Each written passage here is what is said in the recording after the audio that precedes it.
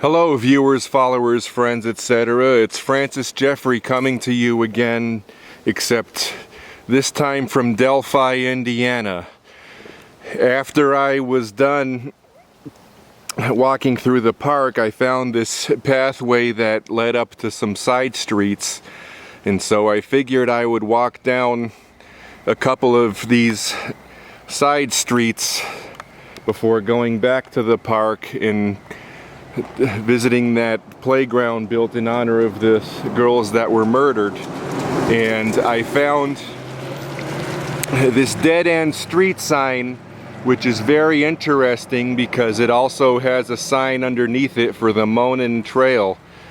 And the Monon Trail was where those girls were murdered. So it's like it's saying it's a dead end that's in the vicinity of a double murder scene, and on top of that there's all of this still life which is behind it. So I just absolutely have to get a photograph of this.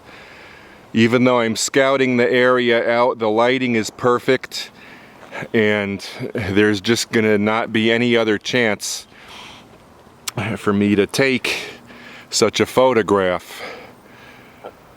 So I am actually going to place this camera down on this little island here because I have no other place to put it while I take this photograph using my DSLR camera, and then I will show you all the photo in the video before stopping the video, so stay tuned, please.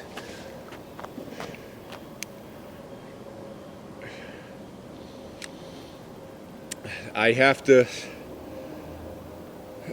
compose the shot in such a way that the dead-end sign is, of course, in the photograph, but there's visual harmony in the photograph, but the wires are not in the photograph because the wires would be a very distracting element, to say the least.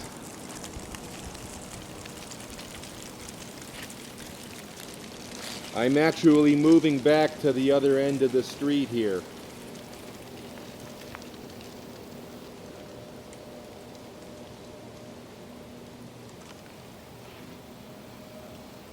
I'm trying to focus a third of the way in on the sign as well as the background.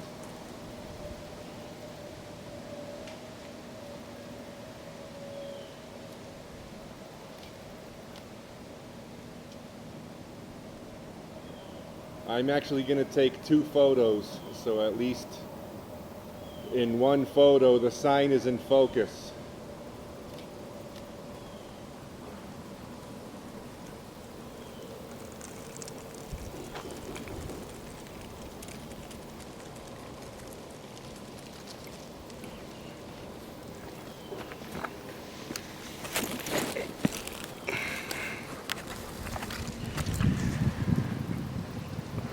So I'm going to actually show both photos I just took, and then I'm going to head back to my car, which is parked by the Monon High Trail.